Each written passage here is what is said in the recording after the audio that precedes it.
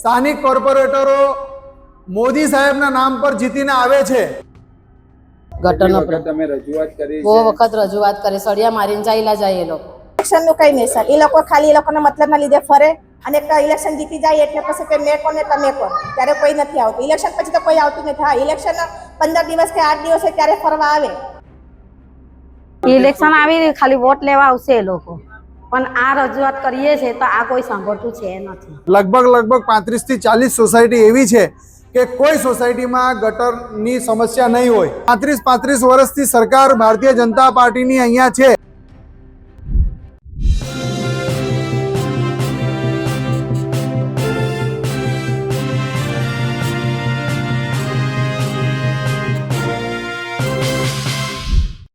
સ્થાનિક સ્વરાજની ચૂંટણી નજીક છે ત્યારે સુરતને સ્માર્ટ સિટી કહેવાય છે, પણ આજ સુરતમાં લોકો ગટર અને પાણીની સમસ્યાથી પીડાઈ રહ્યા છે।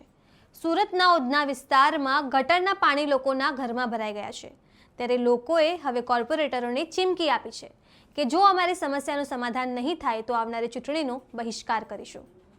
નમસ્કાર, હું છું ચંદ્રિકા પુત્ર નિરાલી। તો આવો સાંભળીએ ઉધનાના સ્થાનિકોએ શું કહ્યું। ગટર ભરાઈ જાય છે, બે દિવસે ગટર ભરાઈ જાય, અઠવાડિયામાં તો ભરાઈ જ ગયેલી હોય ગટર। ગટરનો તમે રજૂઆત કરી બહુ વખત રજૂઆત કરી, સળિયા મારીને ચાલ્યા જાય એ લોકો। પછી બીજા દિવસે પાછી ગટર ભરાઈ જ જાય, બધાના ઘરમાં પાણી ઘૂસી જાય।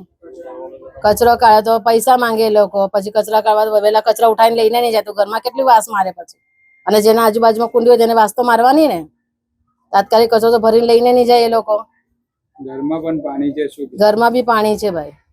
અત્યારે ઇલેક્શન આવી રહ્યું છે, એને લઈને શું કહેશો? નેતાઓ આવતા હોય? નેતાઓ તો ખાલી જયારે એ લોકોનું હોય ને વોટનું ત્યારે એ લોકો આવે, બાકી એ લોકો કોઈ આવતા નથી।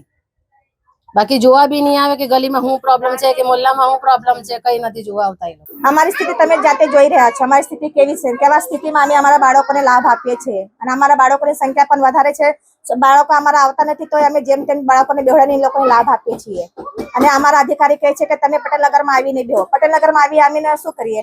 અમારા લાભાર્થી ના પાડે છે આવવાનું, તો વાલીઓ કહે છે કે અમારા બાળકો કઈ બાજુ નહીં આવે, કઈ વચમાં 2 રોડ આવી જાય, એખાદી બાળકો નીકળી આવે રોડ પર આવી જાય, એખાદી ગાડીમાં આવી જાય તો અમારી જિમ્મેદારી આવે ને સર।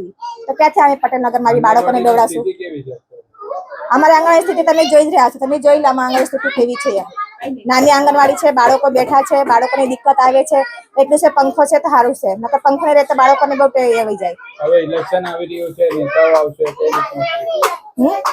ઇલેક્શન આવી રહ્યું છે। ઇલેક્શનનું કંઈ નહીં સર, એ લોકો ખાલી એ લોકોના મતલબના લીધે ફરે અને ઇલેક્શન જીતી જાય એટલે પછી કે મેં કોને તમે કોણ, ત્યારે કોઈ નથી આવતું। ઇલેક્શન પછી તો કોઈ આવતું નથી। હા, ઇલેક્શન 15 દિવસ કે 8 દિવસ ત્યારે ફરવા આવે અને એ પણ ખાલી જોઈને ચાલી જાય। કોને કોને રજૂઆત કરો? અમે તો સોમનાથ મરાઠેને, આપણા છોટુ પાટીલને અને રોહિણી પાટીલને રજૂઆત કરી, અરજી આપી, એ લોકોએ કઈ એક્શન નથી લીધું અને ઝોનના સાહેબોને અમે અરજી કરી હતી। ઝોનના સાહેબો કહે કે અમારે પાસે સરકારી જગ્યા નહીં, તમે સરકારી જગ્યા આપો તો અમે તમને પાકી આંગણવાડી બાંધી આપીએ, પણ પાકી આંગણવાડી સરકારી જગ્યા અમે ક્યાંથી આપીએ? તમે ઝોનના સાહેબ છો, તમે જગ્યા ગોતો ને, જગ્યા ગોતીને તમે અમને 10 બાય 10 ની આંગણવાડી હોય તો અમે એડજસ્ટ કરી લઈએ બાળકો માટે। એવું એ લોકો એક્શન નથી લેતા। 15 વર્ષથી અમે 10 વાર આંગણવાડી ચેન્જ કરી અને પટેલનગરમાં ગોટા ખાઈ રહ્યા છે આંગણવાડી માટે। 15 વર્ષ થઈ ગયા છે અમને પતા। આ ગટર લાઈન હર સમયે ઉભરાઈ જાય છે, 15 દિવસ અઠવાડિયે અરજી આપવા જવું જ પડે। આજે સળિયા માર્યા, કાલે ગટર લાઈન ભરાઈ જાય છે ને એ આખી સાફ કરવાની છે, માટી પણ કરવાની છે, પણ કોઈ સાંભળતું જ નથી। અરજી પણ આપી આવ્યા, એમ કે સાફ કરી જશો, અમારી પાસે માણસ નથી એમ કહી છે। એના કારણે કયા વિસ્તારની આ સમસ્યા? પટેલનગરમાં હવે ઇલેક્શન આવી રહ્યું છે, ઇલેક્શન આવી ખાલી વોટ લેવા આવશે એ લોકો, પણ આ રજૂઆત કરીએ છે તો આ કોઈ સાંભળતું છે નથી।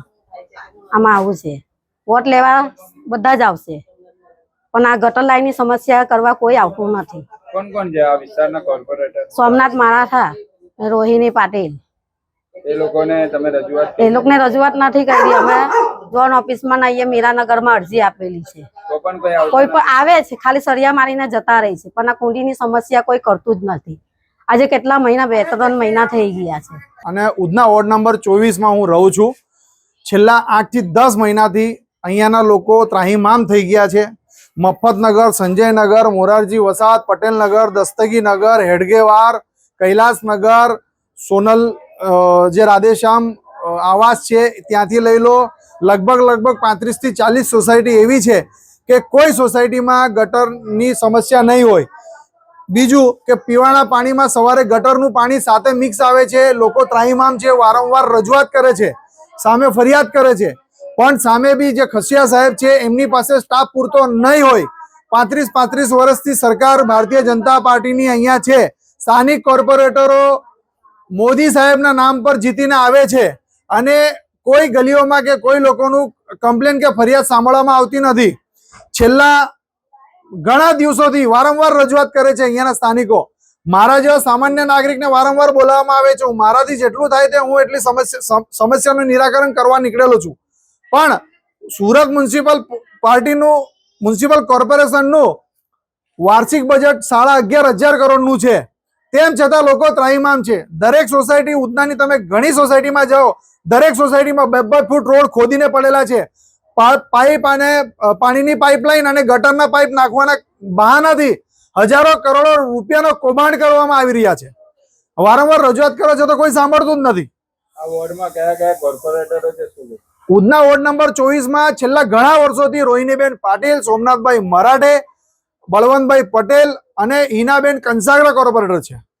આ લોકો સ્થાનિક ધારાસભ્ય અહીંયા મનુભાઈ ફોગવા છે. તો તમે આ વિશે શું વિચારો છો કમેન્ટ કરીને જણાવો. અત્યાર માટે બસ આટલું જ.